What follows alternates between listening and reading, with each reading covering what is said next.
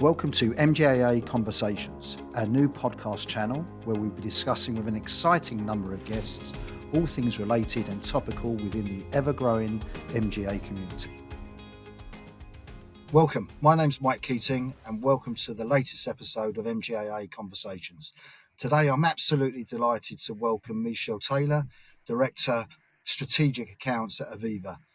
Good morning, Michelle. Good to see you again. How are you doing? Morning, Mike. I'm really well, thank you. Good to see you and to be here today. Well, virtually, but here. Excellent. Fantastic. Looking forward to chatting, and no doubt all of our listeners will be the same. So without any further delay, after your very successful stint at Zurich, you've recently, or not so recently, moved back to one of your homes at Aviva. Would you like to sort of share in terms of what your role there is now? I know sort of Dave sort of also went back, and has the organisation changed at all? A little bit around strategy. I'm sure our listeners are very intrigued in terms of that change. Yeah, thanks, Mike. I think the word home is the right word. I worked at Aviva for 23 years. 10 years ago, we now sort of call it my sabbatical. It's a little period when I wasn't here. And I suppose this is where I started my career in insurance that was commercial union at the time. So it does really feel like I've come home again, and it's wonderful.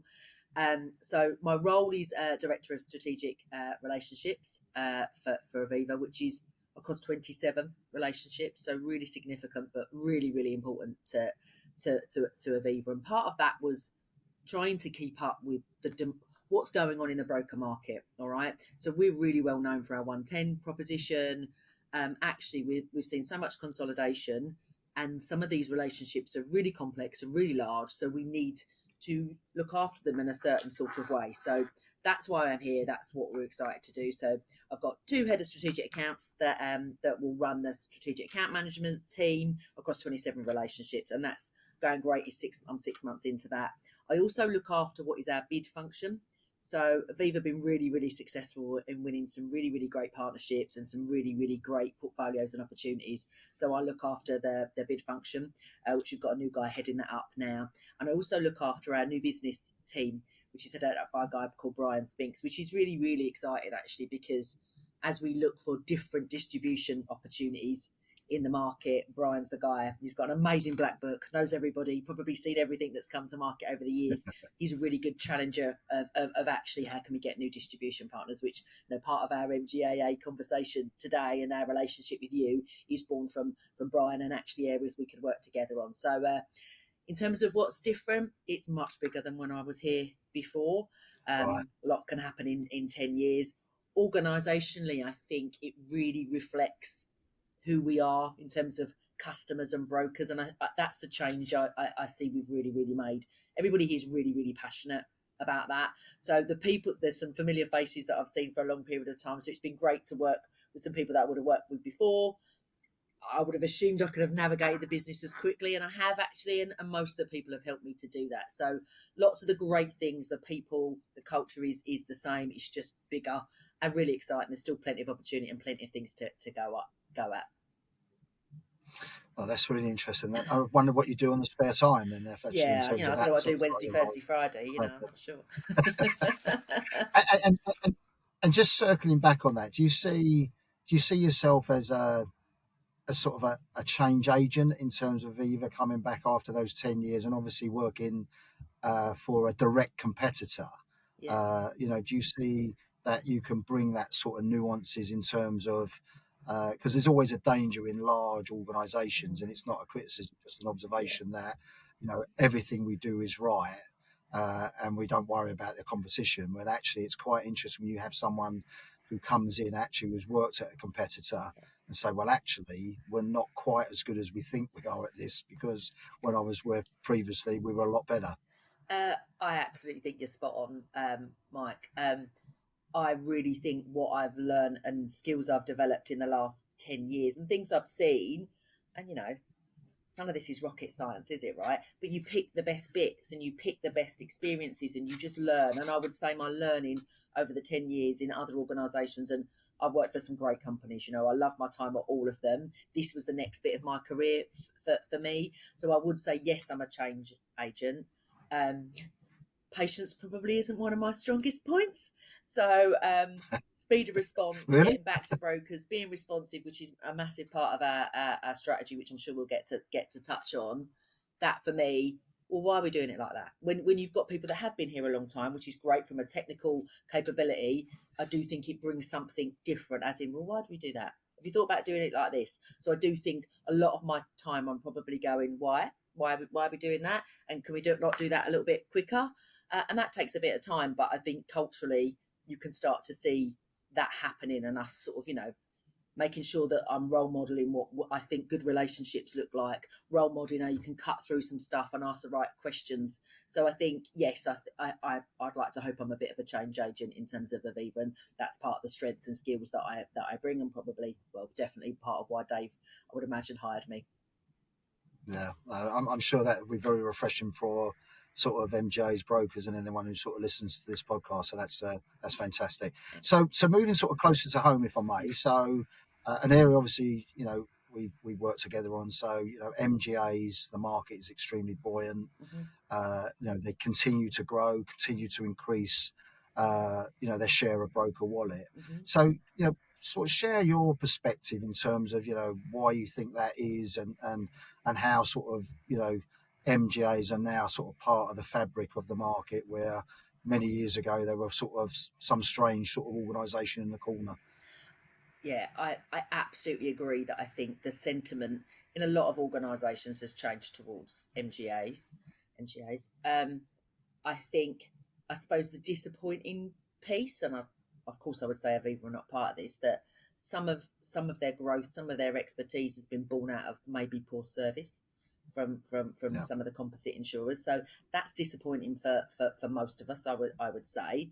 So that's probably the first point. But what we see now is brokers that MGA, sorry, that can just do things quicker, right? So their nimbleness, their expertise. So, for us strategically at Aviva, this is obviously an area we're looking to grow in a controlled way. We're not about to yeah, do everything for everybody. We've got some key areas. We want, like everybody probably want niche areas, but we want, they got great technology, actually, things that we might not be able to do here. And what's your expertise in that? They've got really expert teams in most of their areas. They bring some specialism. They bring some really really good portfolio management. So, and some new products that we wouldn't do, or we might not be able to get scaling. So I actually think what they can bring to us as a capacity provider is really really important and really unique. And I do think there's a place in the market for them with some of our brokers, when some of the big composite insurers or smaller insurers just can't service them or can't provide that sort of yeah. customer journey or value. So there's definitely a place, and I agree. I think it's come a long way, and I think that the talk about MGAs is a much nicer place. It's not what probably everybody would have thought it was a few years ago. So I think it's a good place, and I think it's been born out of some real entrepreneurialism and some people that have probably know how to do it or been frustrated and think they can do it better, and I think they're proving that they can. Yeah, would you agree also that obviously their agility and speed to market are key? And actually, in my career, I work for large organisations, and again, it's more an observation that ability to actually get a product out to market efficiently, effectively, and quickly to meet demand Yeah. is just actually, unfortunately, an Achilles heel of all large organisations by their very nature, Yeah, and the fact that I think, MGAs can fill that gap. yeah, I think, it would be fair to say, particularly someone like Aviva, we are a regulated organisation. We have a lot of controls around how we like to do things, and that's there to keep our customers and everybody safe. So sometimes speed isn't always of the essence, but that doesn't mean to say we haven't got aspirations to move into this space. But I do think their speed, that they can do things because of their size and scale and their entrepreneurism, I definitely think is a benefit for them, and something that we probably can't do as quickly. That's not saying there's not an ambition for us to get to market with new products, and we've got some really good examples where we've gone to market with some products. Well, I think we did something like 11, 12 new products last year. So we can do it, but can we do it in really particular areas that the MGAs can as quickly as them? Have we got some of that expertise? Probably not. So hence why we would look to partner with some, because I do think they can probably do it quicker. Yeah. I suppose again for the listeners that that's extremely refreshing and encouraging where an organisation the size of Aviva, who've got a branch network, which obviously you announced recently you were extending that branch Yeah. network, still see deployment of capital with the right MGAs, with the right underwriting expertise, technology, and data, see that as an important part of an overall strategy, 100%. And and I therefore think and can't ignore it. Yeah, no, and I think I didn't say it there, but partnership's really, really important, right? All of those things yeah, are great, basic entry level, good tech, good people, but the partnership that we would want to have with them, we're not going to be checking their homework. That's not what we want to do. We want to get a relationship that is really, really trusted, we really value, and we work together over a long period of time. It takes quite a lot of work to deploy capacity in that way. So these are long-term relationships we'd be looking to build. So really, really working with them is really important. So getting the right fit, personality, behaviour wise, is really, really yeah. key as well for us. Yeah, from there. Okay, well, I just want to sort of pivot actually because you, Mm-hmm. you did touch on it in your previous sort of answer. So, uh, and I think there was again, it's Alistair Hardy sort of was in the press this week around broker service I look or forward to having a insurer little chat service. with Alistair when I see him next. Yeah, I might give him yeah. a call. So I'd really like to, and I thought it was very interesting what Alistair commented on that. Maybe it gets to the point where insurers might just have to throw everything away and then start again. I'd just be really interested through your own lens in terms of, how you see insurer service. Obviously, you've got experience more recently from Zurich and obviously now your time at sort of Aviva and your time at Aviva before.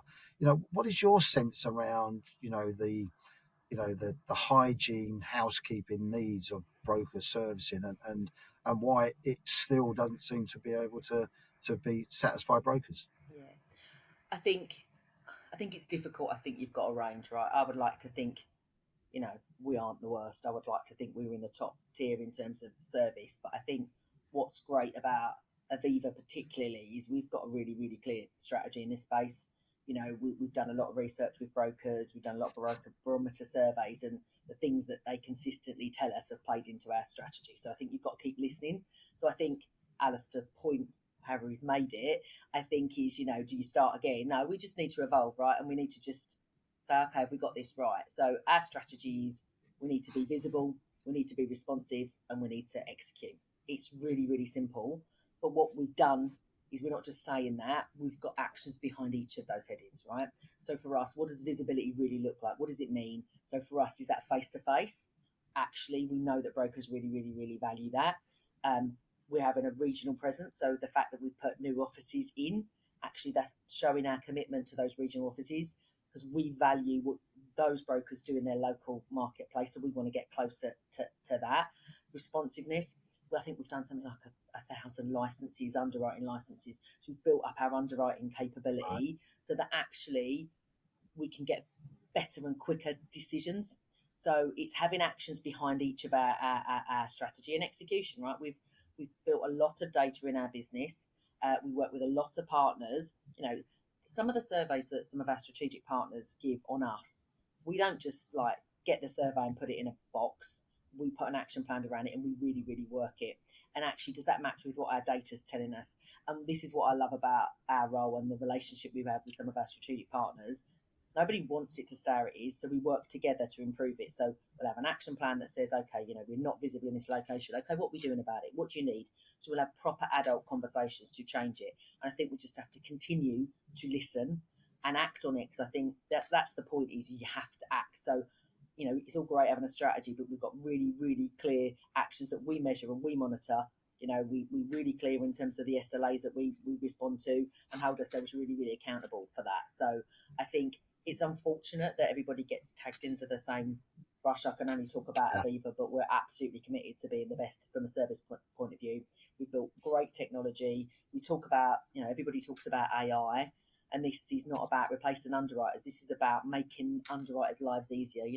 we're building Yeah. technology that means we can read presentations within minutes, and actually just means that some Yeah. information is already brought back to us so they can make a quicker decision rather than having to go various different systems and lookups for various different information. It's at their fingertips so they can properly underwrite. So everything we do is coming back to how we can be quicker, be visible, be responsive to get a better service for us. And the other point he raised, and again, which would be quite be interested in your view, is around consistency around risk appetite. Yeah, So if you have a large branch network, yeah, and I know you can always get nuances, yeah, but obviously the bit where branch X will decline something and branch Y will say we want loads of it, yeah, yeah, yeah, that's a wide extreme. yeah. You know, is that something which again coming to your sentiments around service that Aviva are constantly ensuring that there's that consistency? I think the good news is we've got a really, really broad appetite. All right, so Yeah, that's helpful. I don't think we have so much of a somebody's writing something that fundamentally we wouldn't write. I think what we still want is we want that individual underwriter and their individual relationship to have some flair and relationship and assess risk in the right way. I think it can be unfortunate where someone might say no and in one branch and the other, and that doesn't happen as much as you would think it is in a large organisation like Aviva. But again, we come back to the data point, right? So we will look at our quote rate metrics. We've got really good operating rhythms with our team. So Michael Ubanti, who heads up our mid-market business, we have a whole yeah, operations team that sits alongside him, looks at the data there. We also have under Ryan, we've got our sort of proposition and insights team. So actually, are we quoting in the areas that we want to quote consistently? So it's a fair challenge, and I think something we'll always strive to be successful in. But we equally want to have underwriters have the right conversations with the right brokers and put the best terms forward. And there might be other things that they know from their experience that means they want to do it, but we wouldn't want to be no quoting and no quoting there. We do want consistency. Thankfully, our appetite is broad enough, so everybody would know whatever's treaty barred we can't write on. But in the main, I'd like to think we would strive for consistency. Yeah. that's good. That's excellent. Okay, so just changing tack again.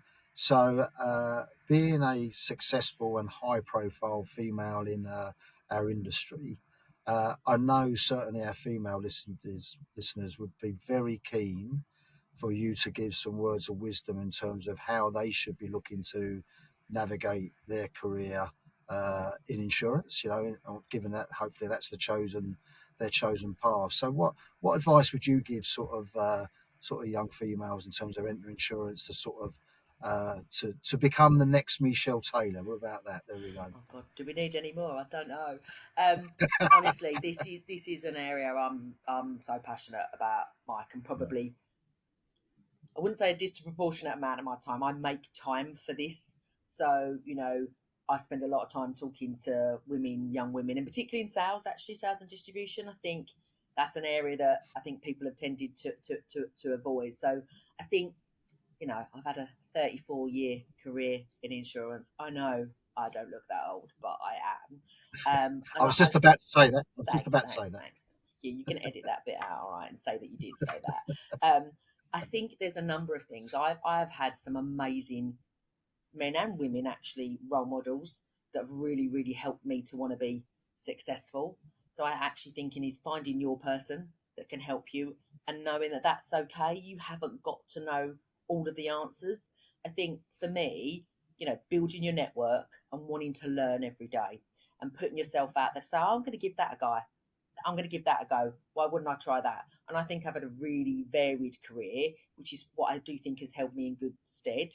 I've moved around the country. I've obviously moved organisations in the last few years, and just this ability and hunger to learn, and then finding out what it is you absolutely love. All right, and it probably only came to me probably over the last 5 6 years.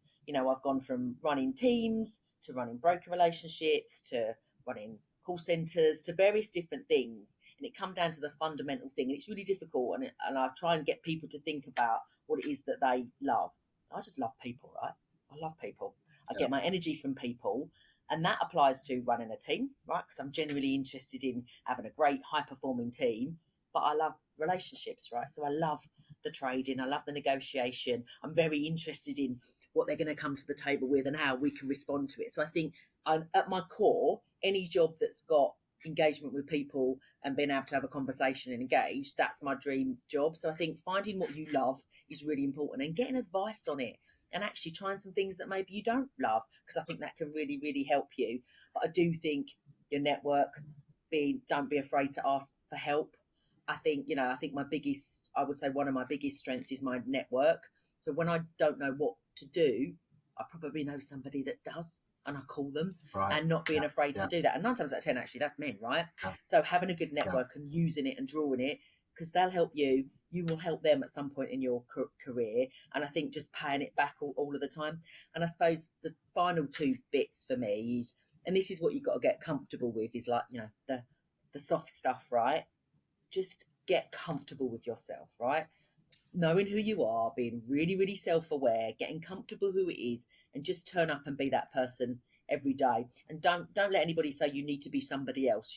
I'm probably not your typical director in a corporate organisation. I'm from Essex. I've got some GCSEs. I've just done a different path than some people would be, and that's Right. okay. And I got to a point where I got really comfortable with it. So be comfortable with what your skills are, what your strength is, and get somebody to tell you what they think they are. Because sometimes you won't know what they are, or they're things that you think you're not very good at, someone's going to tell you you're amazing at. So I think asking for feedback, and Dave's probably been great in that. He's probably made me do different changes in my career that I didn't even know I wanted to do, made me go down a really different path. And of course, turns out I loved it. So being brave, being yourself, being authentic, asking for help, having a network, and having a conversation. I think we have a part to play in making this, everybody know this could be a fantastic career. And I will literally speak to any women who wants to have a chat with me about how I did it, how I can Right. help them, because I really, really am passionate about it.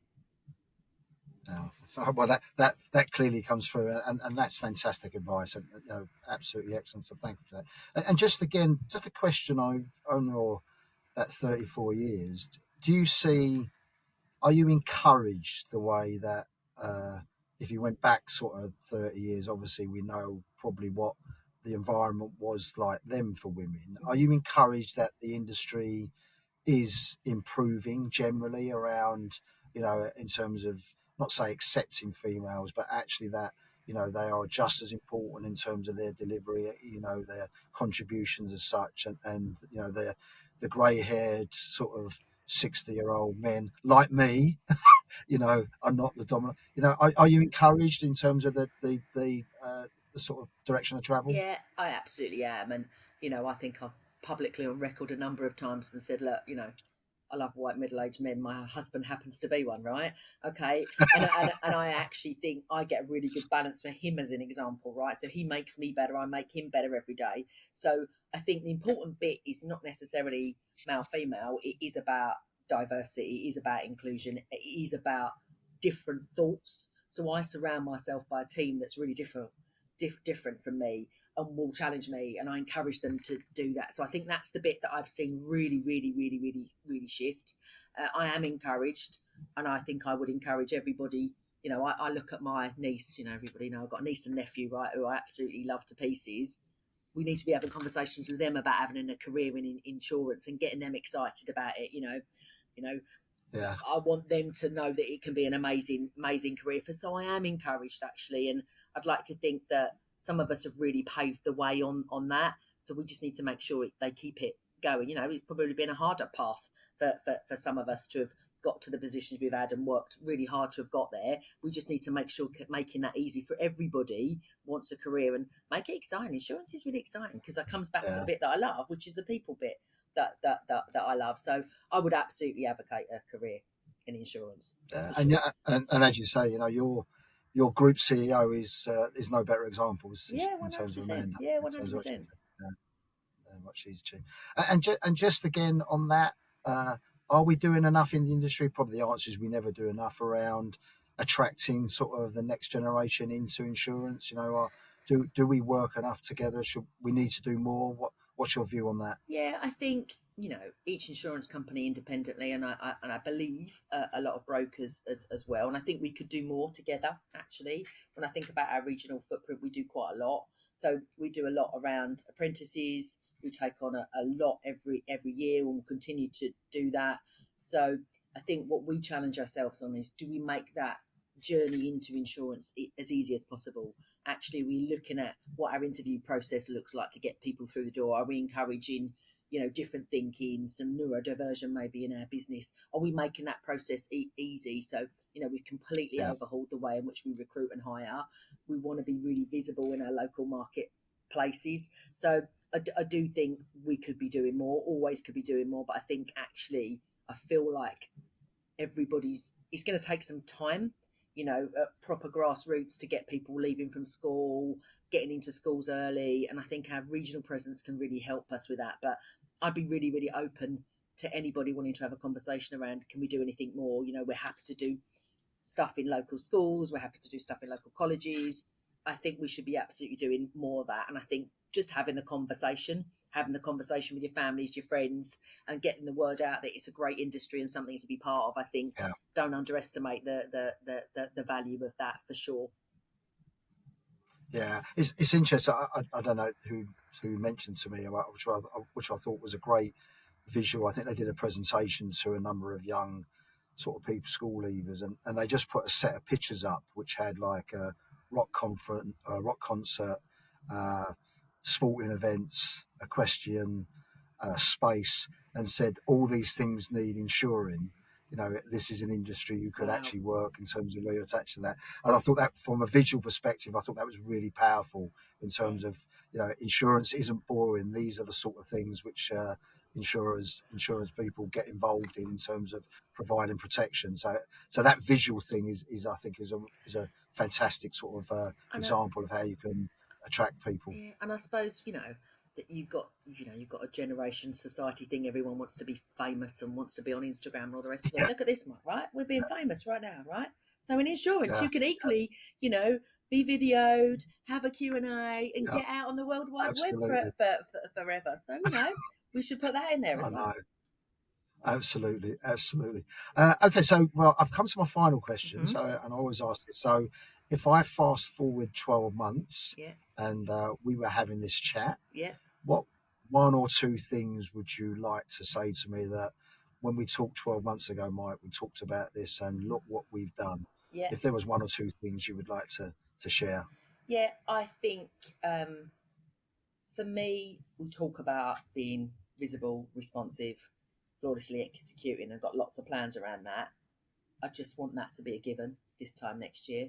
I want us to be known for yeah, that, and that we've got that so nailed in terms of our continuous learning and listening, so that actually when we get feedback, we act and respond. So it just becomes an automatic part, and that we don't have to do a big, overhaul of our structure because we just keep evolving and learning. So I'd like to think that everything that we stand for is so obvious about Aviva in a year's time. It's not even questioned. And actually, everyone says, you know what, our service from Aviva is fantastic. We have some really strong metrics in terms of broker sentiment. So I would want to make sure that that's sustained. So, that's what we're here for. We're here for customers. We're here for right, brokers, and I want us to be delivering every day on that. So that's probably our number one thing. And I suppose personally for me, in my job now, we're starting some work on a proposition to market for our strategic relationships. So I think I've said before, okay, in a 110 space, we're really good at that. We're really well known for a 110 proposition. It's brilliant. It's really difficult to compete with. I think we're lacking some of those brokers, which are in a range, right? You go from your global brokers to consolidators to your independents that are getting bigger and have got scale. How do we build a proposition that's tailored to them and their journey in whatever that might be? So for me, I'd like to be sitting here next to you going, Michelle, what a fantastic proposition you've got for your group of brokers that's really, really evolved. So we're starting work on that. We've got a conference coming up soon with some of our brokers, and we're going to start to say to them, what do you want? What do you really need? Because a lot of it could be service related, it could be emotional, it could be financial, it could be whatever it is. How do we build a suite of propositions that are really there for our brokers? So that's what I'd like to be saying in year that's done and everybody loves it and it's brilliant and it's really helped us get where we need to do in terms of our strategy. Excellent. So watch this space then on that, Yeah, and good luck with absolutely. that. You can interview me next year when Michelle, we see how I've done. I know. Michelle, as always, it's been my pleasure to chat with you. Thank you very much for your time. No Some problem. fantastic messages in there for all the industry, and we'll catch up very soon. All the Brilliant. best. Great. Thanks a lot, Mike. Many thanks for listening. We welcome all feedback, so please get in touch with your suggestions on topics and future guests. Please don't forget to subscribe on your chosen platform so that you don't miss out.